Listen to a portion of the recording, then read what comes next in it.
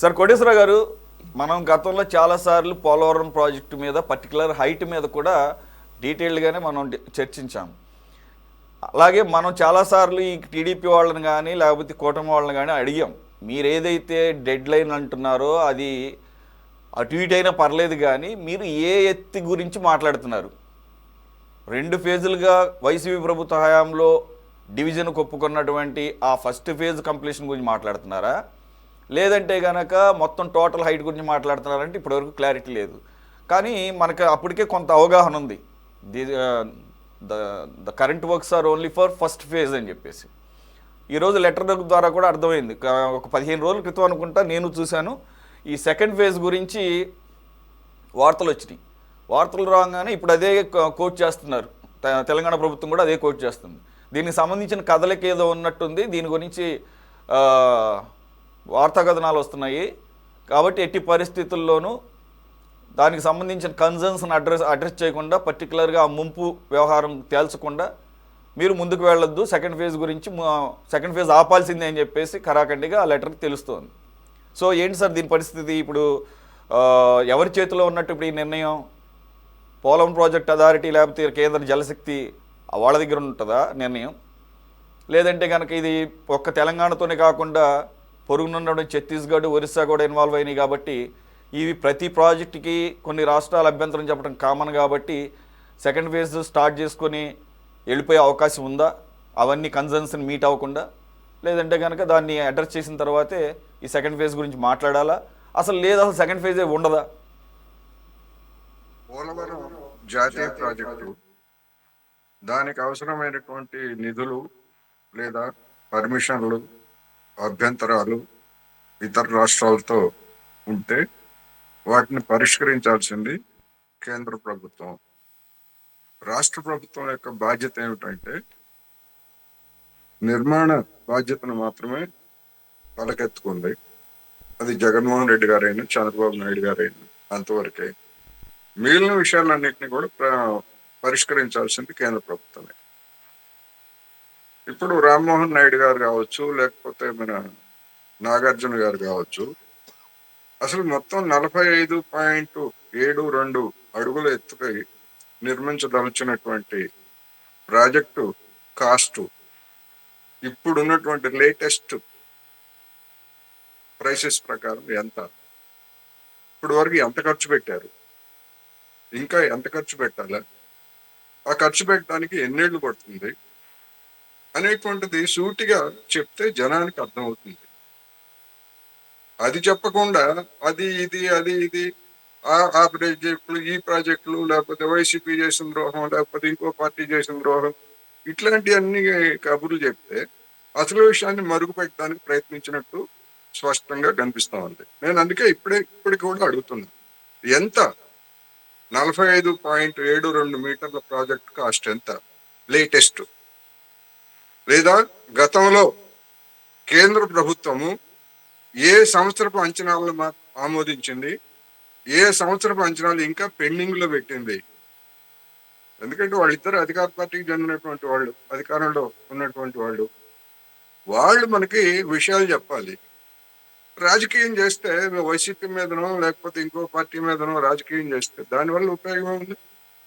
అందుకని వాళ్ళిద్దరిని ఆ విషయంలో క్లారిటీ ఇమ్మనండి. ఇంతవరకు ఎంత ఖర్చు చేశారు మొత్తం క్యూములేటివ్ ప్రాజెక్ట్ మీద, ఇంకా ఎంత ఖర్చు చేయాలా, రీహాబిలిటేషన్కి ఎంత ఖర్చు చేశారు, ఇంకా ఎంత ఖర్చు చేయాలి, ఆ రీహాబిలిటేషన్ ఖర్చు కేంద్రం ఇవ్వడానికి అంగీకరించిందా లేదా, దాని మీద వాళ్ళ పొజిషన్ ఏమిటి?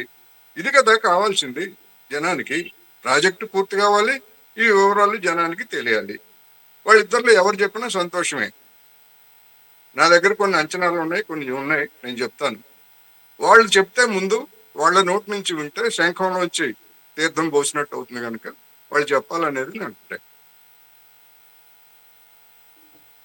వాళ్ళు ఎలాగో చెప్పరు సార్, మీ దగ్గర మీ దగ్గర మేము చెప్పమని చెప్పమనండి వాళ్ళిద్దరిని. అక్కడ చెప్పడానికి అక్కడ చెప్పరండి.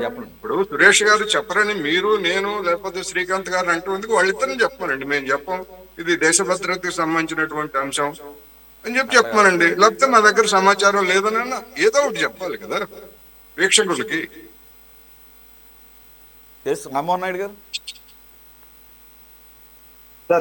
సార్ పోలవరం పునరావాసానికి సంబంధించి 1.000099 ఎకరాల్లో 86.985 ఎకరాలు సేకరించబడ్డాయి సార్. మిగిలిన మొత్తాన్ని మార్చి 2026 నాటికి పూర్తి చేయాలని నిర్ణయించాం సార్. పోలవరం నిర్వాసిత కుటుంబాలకి 38.060 గాను 14,371 కుటుంబాలకు ఇప్పుడు 6 నాటికి తరలించే పనులుగా జరుగుతున్నాయి సార్. తొలి దశ పునరావాస కాలనీలు 26 పూర్తయ్యాయి సార్. ఇంకా 49 కాలనీలు నిర్మాణంలో ఉన్నాయి సార్. పోలవరం ప్రాజెక్టుకు ఊపిరి పోసి 2014-19 మధ్య కాలంలో 11.7 టోటల్ ప్రాజెక్ట్ కాస్ట్ చెప్పండి. అవన్నీ కాదు మీ దగ్గర, లేకపోతే లేదని చెప్పండి, ఏం పర్లేదు. ఇప్పుడు అందరి దగ్గర అంత ఇన్ఫర్మేషన్ ఉండాల్సిన అవసరం లేదు. టోటల్ ప్రాజెక్ట్ కాస్ట్ 41.15 మీటర్స్ కి ఎంత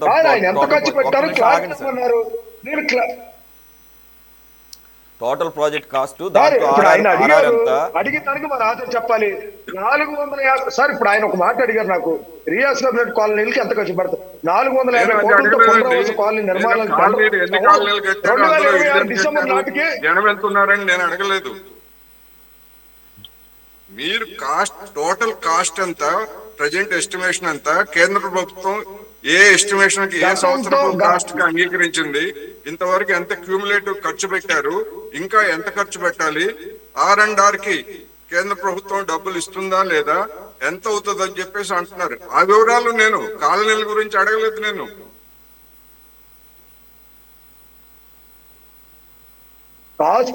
కాస్ట్ గతంలో ప్రాజెక్టు ఎస్టిమేషన్ వేసినప్పుడు కాస్ట్ కంపేరింగ్ వేరు, ఇప్పుడు ఉన్న కాస్ట్ కంపేరింగ్ వేరు సార్. అప్పటికి ఇప్పటికి కాస్ట్ వేరియేషన్ వచ్చింది. 2014 నుంచి 2000 ఇప్పటి వరకు మనం ఖర్చు పెట్టింది 18,322 కోట్ల రూపాయలు. ఇప్పుడు ఆల్రెడీ స్టిల్ ఖర్చు పెట్టాం సార్. కేంద్రం నుంచి తీసుకొచ్చిన డబ్బులు హైయెస్ట్. ఈ డబ్బులు ఈ 5 సంవత్సరాల్లో ఖర్చు పెట్టాం. నేను అదే రికార్డు చెప్తాను. గతంలో ఖర్చు పెట్టి 5 సంవత్సరాలు మళ్ళీ విధ్వంసం జరిగిపోయిన తర్వాత మొత్తం కాస్ట్ ఎంత, మొత్తం ఎంత ఖర్చు పెట్టారు 2014 నుంచి 2026 వరకు, అది చెప్పమంటున్నాను నేను.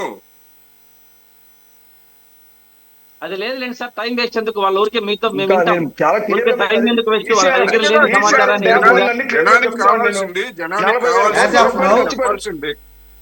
వాళ్ళ దగ్గర లేదు అనేది జనాలకు తెలిసిపోయింది.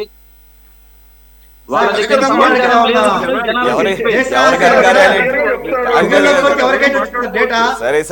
కాదు శ్రీకాంత్ గారు అదే దేశ రహస్యాల తెలియపడానికి పెద్దలు కొంచెం సమయం వస్తే చూసుకోకూడదు చెప్తాం. ప్రతి ఒక్కరికి అందరికి తెలియాలని లేదు. 150 అడుగులు అంటే మీరు కాదని తప్పుని చెప్పారు. నేను చెప్పింది కరెక్టే. ఎంత ఖర్చు పెట్టారు పబ్లిక్ స్టేట్మెంట్ ఇస్తున్నాం. మేము పబ్లిక్ స్టేట్మెంట్ ఇస్తున్నాం సార్. ఒక నిమిషం శ్రీకాంత్ గారు, లేదని ఎక్కియాల్సిన అవసరం లేదు సార్. మేము చెప్తూలే కానీ మీరు ఇందాక నేను మొదట మాట్లాడేటప్పుడు కూడా 150 అడుగులు అంటే మీరు తప్పు తప్పని చెప్పి చెప్పారు. 150 అడుగులే.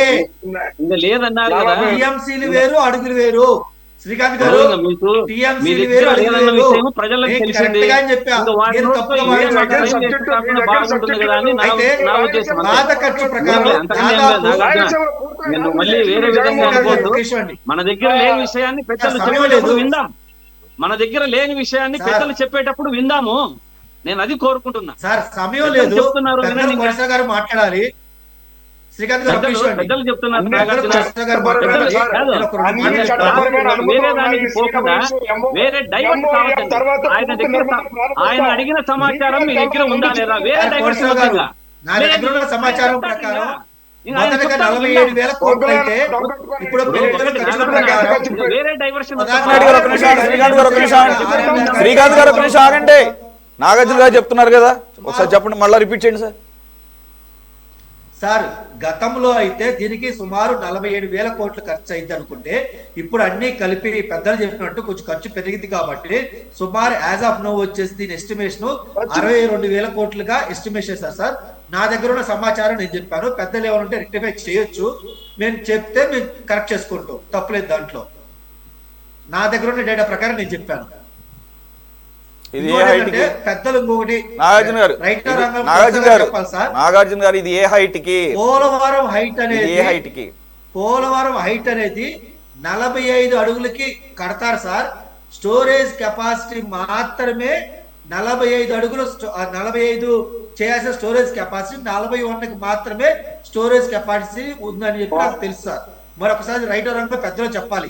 కానీ హైట్ మడుకు కట్టడం హైట్ మడుకు 45.7 వరకు కడతారు sir. Okay sir, Koteswara continue. ఇప్పుడు 2017-18 ఎస్టిమేషన్ ప్రకారం, అంటే చంద్రబాబు నాయుడు గారి చివరి సంవత్సరాల్లో వేసినటువంటి ఎస్టిమేషన్ ప్రకారం 55,657 కోట్లు దాన్ని కేంద్రానికి పంపించారు. కేంద్రం, నేను చదివిన దాని మేరకు, అందుకని నేను కొంత క్లారిటీ అడిగాను. కేంద్రం దానికి ఆమోదం తెలపలేదు నాకు తెలిసినంత వరకు. 2017-18 ఇది మనం ఇప్పుడు 2026లో ఉన్నాం. మనం ఈ 2026 నాటికి అందాజుగా నాగార్జున గారు చెప్పింది 62,000 కోట్లు. అది కరెక్టే, ఆ ఫిగర్ ఒక ఫిగర్ వచ్చింది. అయితే దానికి సంబంధించి కానీ, లేకపోతే ఆ ఫిగర్ ని కేంద్రం ఆమోదించిందా లేదా అనేటువంటిది ఇంతవరకు క్లారిటీ లేదు. ఎందుకంటే చంద్రబాబు నాయుడు గారు పెట్టిన దానికే ఆమోదించలేదు అనేటువంటిది గతంలో వచ్చినటువంటి వార్తలు. రెండోది రిహాబిలిటేషన్ సంబంధించి కూడా కొన్ని సమస్యలు ఉన్నాయి. దానికి కేంద్రం అంగీకరించిందా లేదా? రామ్మోహన్ నాయుడు గారైనా చెప్పాలి, నాగార్జున గారైనా చెప్పాలి. ఇక్కడ సమస్య అదే, అసలైన సమస్య.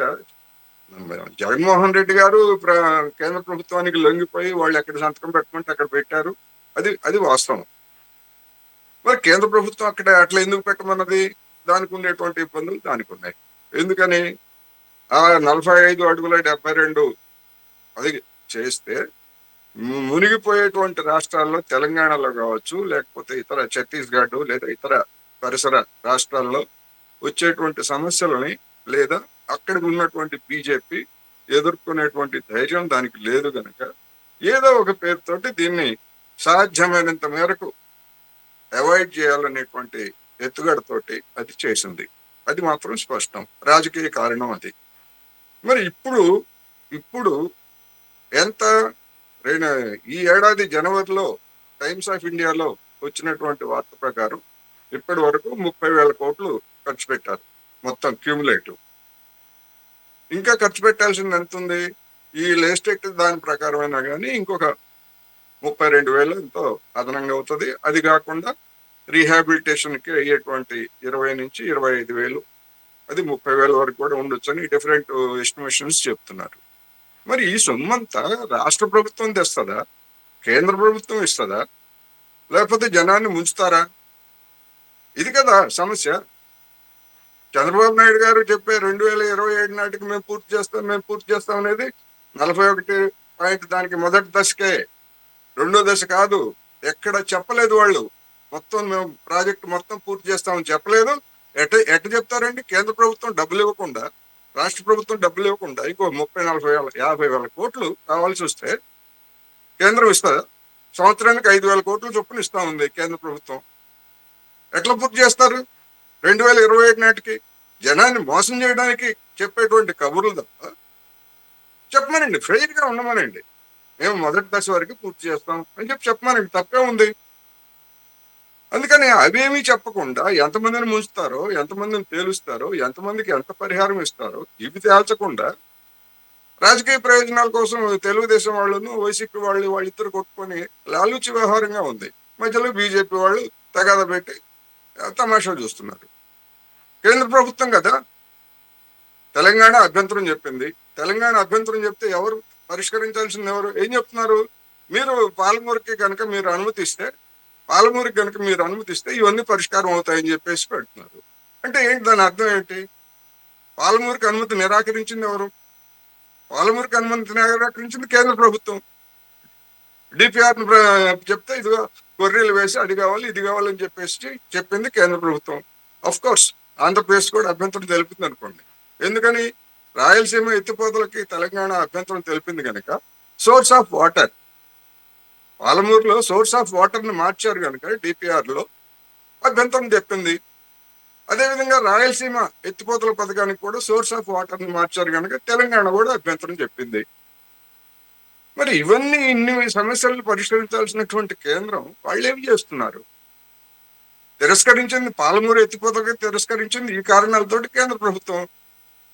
మరి ఆంధ్రప్రదేశ్ మీదనో లేకపోతే తెలంగాణ మీదనో భారాలు నెట్టేస్తే జనాన్ని ఎవరిని మోసం చేయడానికి, ఎవరిని ముంచడానికి? ఇది సమస్య. బుధవారం బలపరీక్షకు ముందు